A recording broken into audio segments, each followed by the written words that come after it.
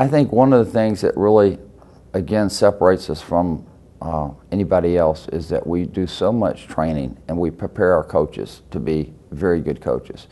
The first thing is there's a pre-launch, what we call, before they even go to training up in Southbury, that we help them get their business ready, help them so when they come back they can open their door.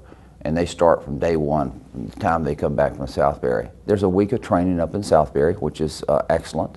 When they come back, then we work with them on a weekly basis. We're there for any questions they got during the week, but also once a week coaching sessions. There is a 16-week program that they're online training, virtual training for 2 hours a week. There is weekly coaching sessions that's put on by our headquarters. These are taped, by the way, so they should miss them because they're out in the field working with somebody or a client. They can see them anytime they want.